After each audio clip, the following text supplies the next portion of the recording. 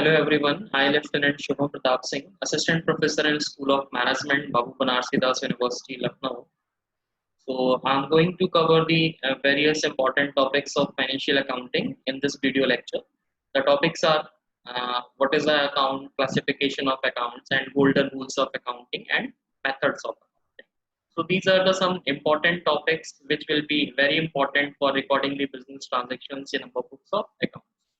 So these topics are very important for recording the business transaction. So let us move on to the first one, that is the account. What is the account? So every transaction has two aspects and each aspect has an account. So according to the double entry system, every transaction having two aspects, one aspect is debit and another aspect is credit. So each and every aspect has an account, such as account relating to an individual, account related to purchases, account relating to sales, cash, bank. So these are the some accounts which will be maintained in our books of accounts. And it is stated that an account is a summary of relevant transactions at one place relating to a particular head. So basically, the classification of accounts is very important because a summary of all the relevant transactions will be available at one place relating to a particular head. Means if the transactions relating to the sales are taking place, there are many transactions, so it is very easy to find the transactions relating to the purchases or the sales, because all the transactions relating to sales, that will be kept in a separate account. Then similarly, all the transactions relating to purchases, that will also be kept in a separate account. Similarly, the transactions relating to cash, that will also be kept in a separate account, either the cash account or the cash reserve or the cash book. Then similarly, the transactions relating to an individual person, that should be also kept in a separate account. So all the relevant transactions relating to a particular head should be kept in a account, that will be known as the. So I think account, what is the account? It is clear to everyone. Then the next topic is, that is classification of account, and this is the most important topic for generalizing the business transactions or for recording the business transactions, because all the recording should be done on the basis of these classification of account. So as you all know, the transactions can be divided into three categories. So these categories are, first one is transactions relating to individual and firms. So whatever transactions that will be relating to an individual, such as relating to Mr. Ram, Mr. Shyam, or relating to firms such as XYZ Limited, ABC Limited. So this is the first category, that is transactions relating to individuals and firms. And the second category is transactions relating to properties, goods, or cash. So second category is transactions relating to properties such as machinery, land, building. So it should be relating to property. Then similarly, goods such as purchase of raw materials, sale of raw materials. Similarly, cash, the payment made to Mr. Ram for purchase of goods in cash, rupees 10,000. So that should be relating to cash. So second category is transactions relating to properties, goods, or cash. So this is the second category, and the third category of transactions is transactions relating to expenses or losses and incomes or gains. Expenses or losses such as payment of wages, payment of rent and taxes.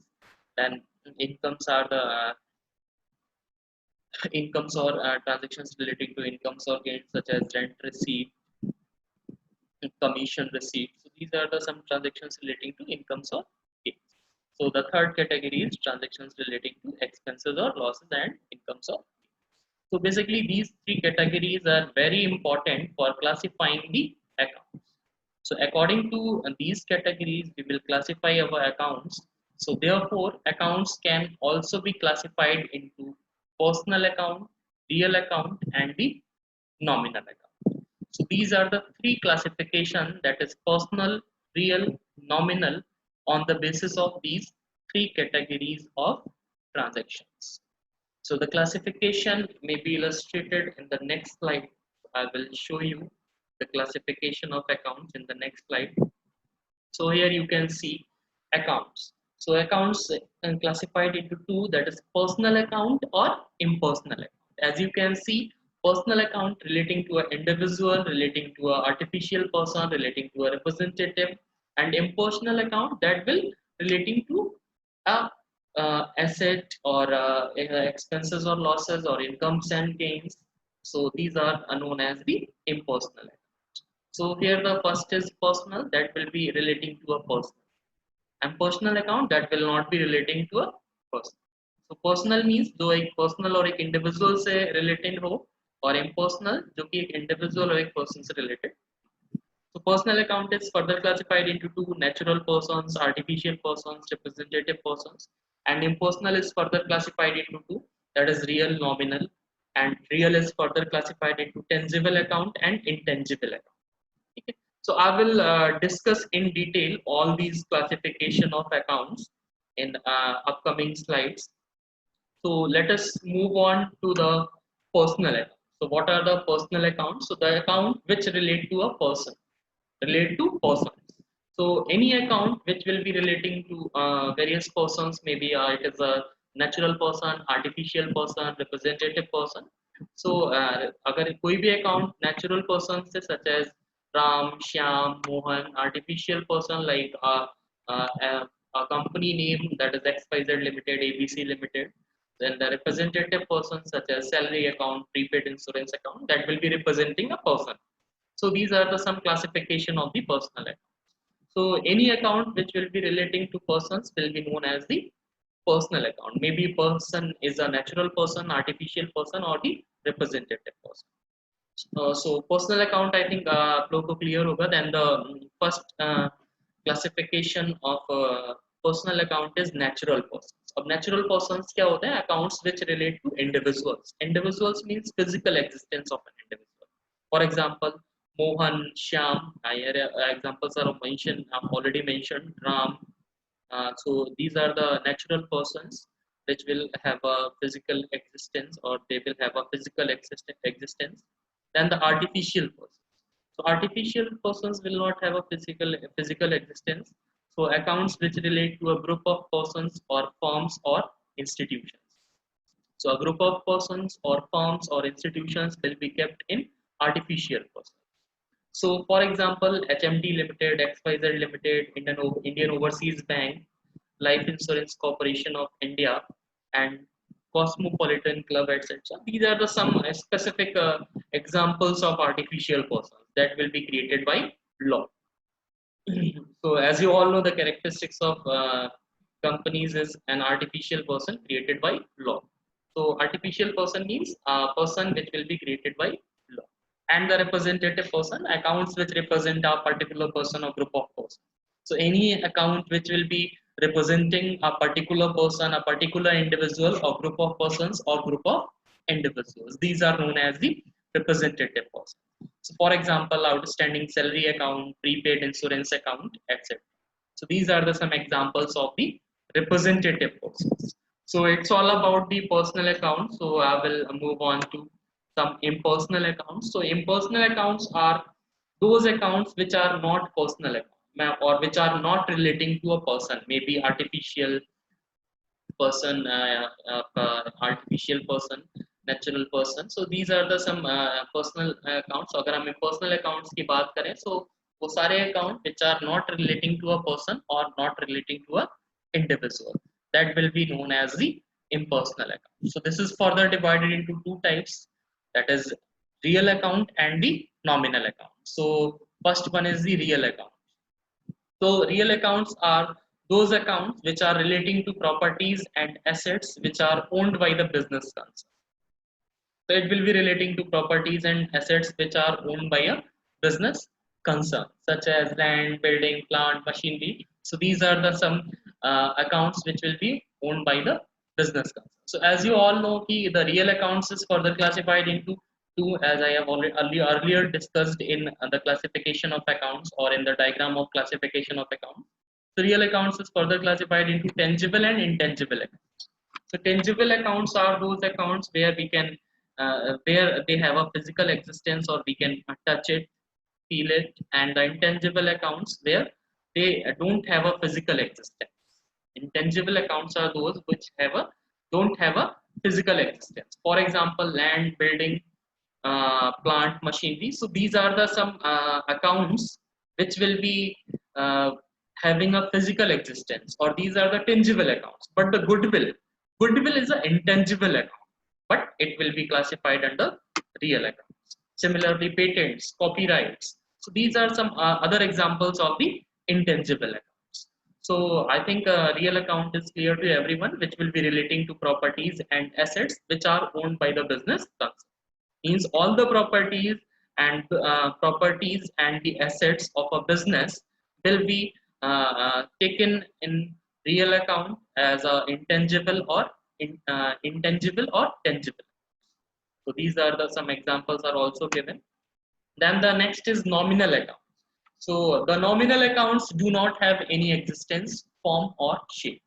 So nominal account will not have a physical existence, or do not have any existence, form or shape. They relate to incomes and expenses and gains and losses of a business concern. So nominal accounts are concerned with the all the incomes and gains and all the expenses and losses of the business concern. For example, salary, dividend, rent. So these are the some examples of the expenses, and the incomes are commission received, rent received, so the, dividend received. So these are the some examples of the nominal accounts. So they do not have a physical existence or form or shape. So they relate to incomes and expenses and gains and losses of the business. So nominal accounts are clear to everyone, I think. Then this is the most important topic of financial accounting, and it will be very important throughout the preparation of the journal, ledger, trial balance, trading and PL account, balance sheet. So all the financial statements will be prepared based on these three golden rules of accounting. So these golden rules of accounting based on the classification of accounts. So that's why I'm discussing the classification of accounts in this video lecture. So these classification of accounts will be very important for these three golden rules of accounting. So the first account, as you all know, is personal account. That will be relating to a person, maybe natural person, artificial person, representative person. That will be kept under personal account. So the rule of personal account is debit the receiver and credit the giver. Means this को भी suppose for example, let us take an example कि अगर हम personal account की Suresh paid cash rupees 10,000 to X. So यहाँ पे सुरेश ने payment किया है रुपीज 10,000 का X को. तो बेसिकली यहाँ पे अगर हम बात करें तो पेमेंट कौन कर रहा है, आपका सुरेश कर रहा है. पेमेंट किसको कर रहा है, X को कर रहा है. तो यहाँ पे रिसीवर कौन है, mister X. So mister X आपका रिसीवर है, तो क्या हो जाएगा, X account debit, that is debit the receiver, and Suresh account credit, that is credit the giver. So जो भी रिसीव करेगा दैट विल बी डेबिट, और जो भी giver होगा that will be credit. Okay? So that is a personal account. This is the rule of personal account, that is debit the receiver and credit the giver. And similarly, I am taking another example. Ram paid cash rupees 1,000 to Shyam. अब यहाँ पे payment किसने किया है, राम ने payment किया है. किसको किया है, श्याम को पेमेंट किया है रुपीज 1,000. सो बेसिकली यहाँ पे रिसीवर कौन है, श्याम, क्योंकि राम पेमेंट कर रहा है और श्याम को पेमेंट मिल रहा है. सो यहाँ पे क्या हो जाएगा आपका, Shyam account debit because the rule is debit the receiver, and Ram account is credit because क्योंकि राम पेमेंट कर रहा है, that is the giver. So Shyam account debit to Ram, that will be the journal entry in this transaction. So I think it is clear to everyone that is in the case of personal account, that is rule is debit the receiver and credit the giver. And the next is real accounts. Real accounts are those accounts which are relating to properties and assets that will be owned by a business. ये business की जो भी properties होंगी, जो भी assets होंगी, और that will be owned by the business, that will come under the real account. And the rule of real account is debit what comes in and credit what goes out. जो हमारे पास आएगा that will be debited और जो हमारे पास से जाएगा that will be credited. So for example, I am taking an example. X Limited purchased goods of rupees 10,000. Sorry, ये X Limited purchased goods of rupees 10,000, payment made in cash.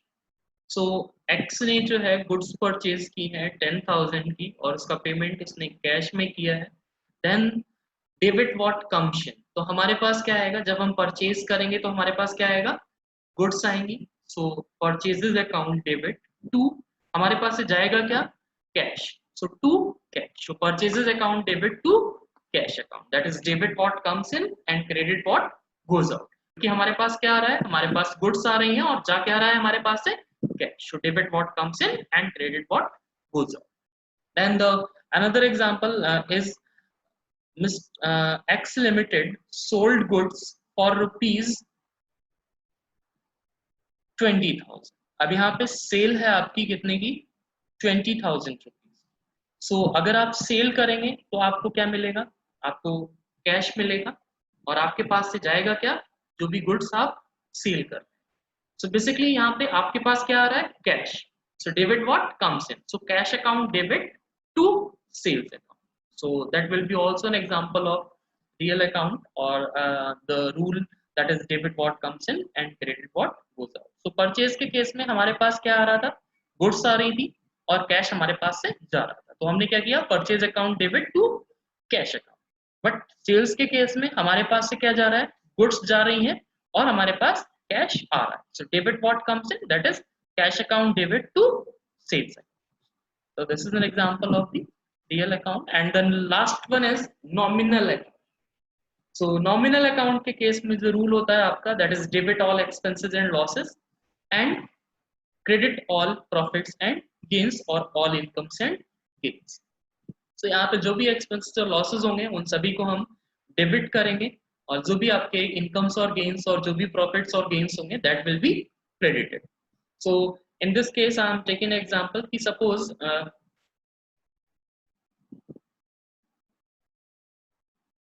electricity charges of rupees 10,000 paid in cash. So electricity charges क्या है आपके लिए expenses हैं ठीक है. But आपका cash क्या है आपका रियल अकाउंट है और जो आपका इलेक्ट्रिसिटी चार्जेस है वो आपका नॉमिनल अकाउंट है. so, उस केस में आपका debit all expenses and losses as you all know. तो डेबिट हम किसको करेंगे electricity charges account debit to cash. अब टू कैश क्यों किया क्योंकि as you all know real account के केस में रूल क्या होता है debit what comes in and credit what goes out. तो हमारे पास से क्या जा रहा है कैश जा रहा है that will be credit. So electricity charges account debit to cash. So this is a nominal account. Similarly, commission received of rupees 1,000. Commission received of rupees 1,000. So जब हम कमीशन रिसीव करेंगे तो हमको कमीशन किस form में मिलेगा either वो by a check मिलेगा या फिर इन कैश मिलेगा. सपोज हम यहाँ पे कंसीडर कर लेते हैं कि जो भी कमीशन हमको मिला है that will be cash of rupees 2,000 का हम ले लेते हैं यहाँ पे. सो नॉमिनल अकाउंट का रूल क्या है debit all expenses and losses credit all incomes and gains. So हमको क्या करना है जो भी कमीशन रिसीव हुआ है हमारा दैट विल बी क्रेडिटेड. अब हमारे पास आ क्या रहा है कैश क्योंकि कैश में पेमेंट हो रहा है. So debit what comes in that is cash account debit to commission receive. To commission received हमने किया क्योंकि रूल क्या है आपका credit all profits and gains और all incomes and gains. But while हमने इलेक्ट्रिसिटी चार्जेस वाले ट्रांजैक्शन में क्या किया था electricity charges account debit to cash क्योंकि हम वहां पे कैश में पेमेंट कर रहे थे और वो that will be coming under the expenses and losses so that will be debited. So that's all about the golden rule of accounting. And students please be patient while watching this video. So these golden rules of accounting are very important throughout the preparation of journal, ledger, trial balance, trading and TL account and the balance sheet. क्योंकि अगर आपको ये 3 golden rules अगर समझ में आ गए तो means आपको अकाउंटिंग में कोई प्रॉब्लम नहीं है. And the next topic is methods of accounting. So there are two methods of accounting. One is single entry system. So single entry system is not in practice in nowadays. So it is an incomplete system of recording business transactions. क्योंकि यहाँ पे हम it is an incomplete system जहाँ पे हम fully अपने business transactions को record नहीं कर सकते. Then similarly, the business organization maintains only cash book and personal accounts of debtors and creditors. So in this system, the business organizations maintains only cash book, personal accounts of debtors and the creditors. So the complete recording of transactions cannot be made and trial balance cannot be prepared. So here is a spelling mistake, that is trial balance. So it will be a trial balance, TRIAL. So it cannot be prepared. So basically यहाँ पे सिर्फ और सिर्फ हम कुछ एक records ही maintain करते हैं, such as cash book, personal accounts of debtors and creditors. So the complete recording of transactions cannot be made and trial balance cannot be prepared in this system, that is single entry system. So single entry system में आप complete recording नहीं कर सकते हैं अपने transactions की, और complete transactions should not be recorded. That's why the trial balance cannot be prepared in this system. Single entry system appears to be time saving and economical, but it is unscientific, as under this system some transactions are not recorded at all, whereas some other transactions are recorded only partially. So basically it is an unscientific system, और इस system के अंदर हम कुछ transactions को record नहीं करते हैं, while जिन ट्रांजेक्शन्स को हम रिकॉर्ड भी करते हैं उनकी भी हम कंप्लीट रिकॉर्डिंग नहीं करते हैं, means that will be recorded partially, और उनको सिर्फ partially रिकॉर्ड करते हैं. Complete recording will not be possible under this system, that is single entry system. So it is a incomplete system. In nowadays it is not in practice. And another system is that is double entry system, and it is the most important and mostly used by the business organization. So in this system, every business transaction is having a twofold effect of benefits giving and benefits receiving aspect. So this is the most important system, as I have earlier told you. So this system, every business transaction is having a twofold effect of benefits giving and benefits receiving. या तो आपको benefits दे रहे होंगे आप किसी को, या फिर benefits receive होंगे. कि suppose sold goods for rupees 10,000. So अगर आपने goods sale की है, so benefits आप क्या दे रहे हैं, जो goods आप दे रहे हैं किसी third party को, आपको benefits receive क्या हो रहे हैं, that is cash. So every transaction having twofold effect of benefits giving and benefits receiving under the double entry. And the double entry system is based on scientific principles and is therefore used by the most of the business houses. So it is a scientific system, or it is based on scientific principles, therefore it is used by the most of the business houses, क्योंकि mostly जितने भी businesses हैं that will record the business transactions according to the double entry system. And the third is the system recognizes the fact that every transaction has two aspects and record both aspects of each and every transaction. So the system of double entry system recognizes the fact that every transaction has two aspects and records both aspects of each and every transaction. So under this system, in every transaction, an account is debited and some other account is credited. So every transaction having two aspects, and we will record both the aspects. One is debited and another is credited. And the recording is made on the basis of both these aspects, that is debited and the credited. Suppose जो मैंने आपका अभी sales का example दिया था, sold goods for rupees 10,000. So cash account debit to sales. So one aspect is debit, then another is credit. So the recording is made on the basis of both these aspects. That is the one is a sale, another is cash. So here the cash is debited and to sale is the credited. So double entry system is an accounting system that records the effect of transactions and other events in at least two accounts with equal debits and the credit. So basically double entry system, it is an accounting system that records the effect of transactions and other events in at least two accounts with equal debits and the credit. Means Basically, whatever the amount is debit column, that the same amount will be in credit column. So that will be known as the double entry system. So it's all about the double entry system. And the next topic is importance of double entry system. What are the advantages or the importance of double entry system? So the first is complete record of transaction. As I have earlier discussed with you all, in single entry system, there should not be a complete record of transactions, क्योंकि जहाँ पे हम कुछ transactions को record करते हैं और कुछ transactions को हम partially record करते हैं, while other transactions को हम ignore कर देते हैं in case of single entry system. But double entry system में both the aspects of a transaction will be recorded, so it will be a complete record of transactions. And another importance or advantage is that is ascertainment of profit or loss. So the profit or loss of a business concern will also be ascertained using the double entry system. So this will be a very important system for the purpose of ascertaining the profits or losses. And the third point is mathematical check on accuracy. So mathematical accuracy can also be checked using the double entry system or by preparing the trial balance. As you all know, the trial balance will be used as a method of checking the arithmetical or mathematical accuracy. So in this double entry system, it will also provide a method for checking the arithmetical accuracy of the business. Then the check of fraud.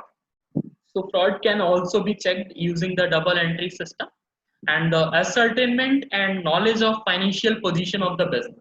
So financial position of the business will be shown using the financial statement, that is balance sheet. So balance sheet shows the financial position of the business, and that will be also prepared based on the double entry system. So the double entry system will also play a very important role for the purpose of ascertainment and knowledge of financial position of the business. Then the next point is possibility of full control over business. So double entry system will also provide a full control over business, and the easy accessibility of information means the financial information that will be required by the various users for different purposes, that will be easily accessible by the different users. Then possibility of comparative study. So in double entry system, we will follow some principles, that is concepts and conventions. So there will be also a possibility of comparative study, means the comparative study between the performance of the different years or between the 2 or 3 periods, and comparison with the performance of the competitors. So that will be also possible using the double entry system. And whatever the information will be provided by the double entry system, that will be reliable, or all the reliability of the information provided under double entry system or using the double entry system, that will be also good in. So it will also provide the reliable information to the various users of accounting information. So this is the importance of double entry system. And the next is steps involved in double entry system. So what are the steps involved in double entry system? So the first step is preparation of journal, that is recording of business transactions in their original books of accounts, that is also known as the journal, based on the golden rules of accounting. That is in the case of personal account, debit the receiver, credit the giver. Then in the case of real account, debit what comes in and credit what goes out. And in the case of nominal account, debit all expenses and losses and credit all incomes and gains. So all the business transactions will be recorded in their original books of accounts, that is known as the journal. The first step in double entry system, that is preparation of journal. And the next is preparation of ledger. Then after preparing the journal, the various transactions which will be recorded in journal, that will be posted in ledger account. That will be based on the double entry system or based on the concept of debit and credit. And in the next step, after preparing the ledger account, the trial balance will be prepared for summarizing the information contained in the ledger account. So trial balance will also be prepared using the various methods such as total method and balance method and total and balance method. These are some methods which will be available for preparing the trial balance. So in the third step, trial balance will be prepared for the purpose of summarizing. And fourth step and the final step of double entry system is preparation of final accounts. So final accounts covering the trading and PL account, trading and profit and loss account, and the balance sheets. So these two accounts will be prepared in the last step of the double entry system. So it's all about the double entry system.